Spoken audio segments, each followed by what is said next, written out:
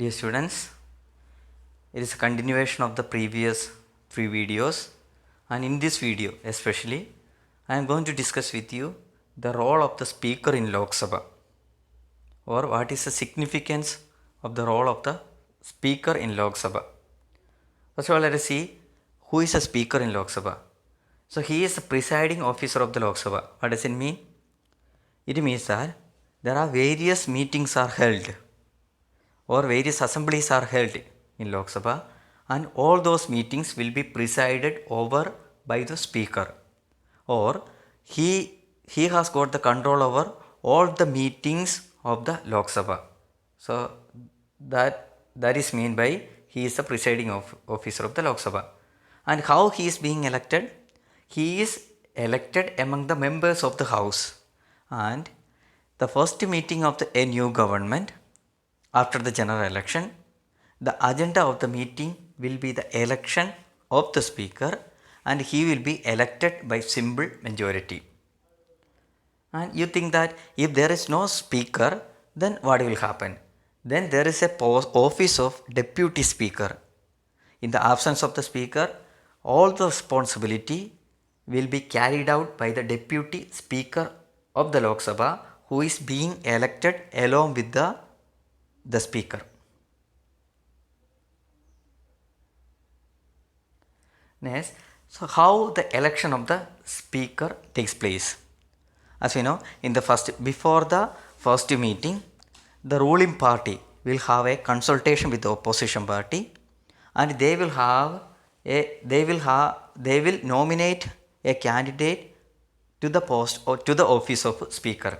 And it is also possible that opposition party also can nominate, but automatically the ruling party has got more members, the majority, the nomination which will be given by the ruling party will be elected as the speaker. And once he is being elected as a speaker, whatever party he belongs, he is above all the party. It means that he should be impartial if any member is being elected as the speaker. Then what is the term of the speaker? The term of the speaker will be the date, from the date where he is appointed as the speaker still the first meetings of a new government. It means that though after 5 years a government will get dissolved, but the office of the speaker will be continued, and he will be continued to be the speaker of the house still the first meeting of a new government. And it is also possible that the same person, the same speaker can be re-elected as the speaker of a new government. And the salary and the allowances of the speaker is met from the Consolidated Fund of India. Then, is the speaker can be terminated? Yes. There are 3 cases where the office of the speaker can be terminated. That is, one is that if he ceased to be, cease means stop to be the member of the house. In case if the speaker loses the membership of the house, then he will terminated from the office of the speaker. Or otherwise, if the speaker voluntarily or willingly, if he wanted to resign, he has to write a resignation letter addressing the deputy speaker.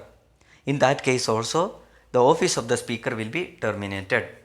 Or if there is any malpractices, or if there is an unfair activities done by the speaker, then the parliament can take this issue, and with the majority a speaker can be removed from his office. So in that case also the office of the speaker can be terminated. Then there is a point which is given there, speaker pro tem. I have already told you that if a new government comes, the first meeting of a new government will be presided over by the speaker of the previous government. So while he is holding or while he is discharging those duties of a new government as a speaker, so he is known as the speaker pro tem.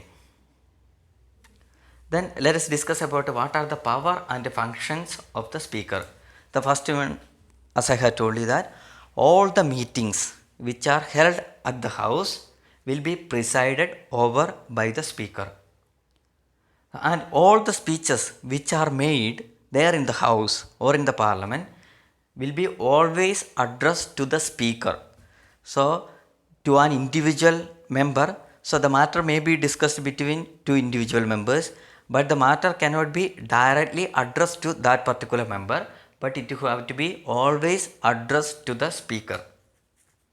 And as you know, before a meetings or maybe a session is being held, the agenda of a particular day will be prepared by the speaker, and the speaker decides when and who should speak in a particular time, and when a particular member has to speak. The decision depends upon the decision of the speaker, or the speaker decides. And before any member wanted to ask any question, any type of question, there have to be a prior permission from the speaker. And if there is a resolution how to be passed, the resolution will be passed only with the consent of the speaker. Then, for suppose if there is a bill, there is a third point is explained. So we see that a bill, what is a bill? Bill, we can say that this is a temporary law. Okay, a bill is a form of different suggestion or amendments before it becomes a law. So now, if there is, it is a speaker who decides whether there have to be any amendments. Amendments means changes needs to be brought in a particular bill. And so there is a two types of bills are there, money bill and ordinary bill. And the nature of the bill will be decided by the speaker. Whether it is a money bill or ordinary bill, it will be decided by the speaker.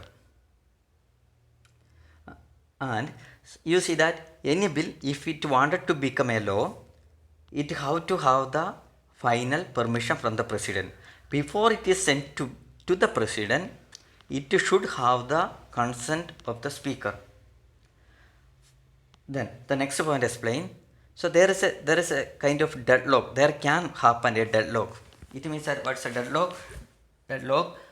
The one of the houses is passing a bill, but another house doesn't pass a bill. So this particular situation is called a deadlock. During the time of the deadlock, there will be a joint session of the Rajya Sabha and the Lok Sabha held, and in the meeting, and that meeting will be presided over by the Speaker of the Lok Sabha. And you see that all the proceeding of the house will be always being recorded.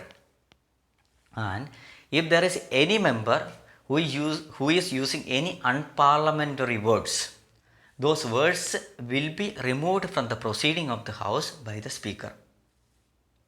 And you see, so before, when the house is being held, the speaker explain all the rules that have to be followed by all the members. And a bill, if it wanted to be given for the voting, that will be decided by the speaker. Now, all the decisions which are being taken on all those matters which are already discussed there in the parliament have to be informed to the concerned authorities, and this responsibility of informing the matters to the concerned authority will be done by the speaker. So there are, in few cases, international matters, there are parliamentary delegates are sent to the other countries, and who should be the members of these delegates will be decided by the speaker, or he is nominating the members to the parliamentary delegates which are sent to the other countries. And now you see that anti-defection law is a particular law by which a member can be disqualified. So though it is sure that he has violated the anti-defection law, but the final decision about the disqualification of a member will be taken by the speaker. So these are some of the major powers and functions of the speaker in the Lok Sabha. I suppose that the points are clear, and you may also try to solve the questions which are given there after the session. and if there is any doubt, let me know it. I will clarify it. I suppose that you have got an overall idea about the power and the functions of the speaker or role of a speaker in the house. Okay, thank you. So we will meet in the next video. Thank you.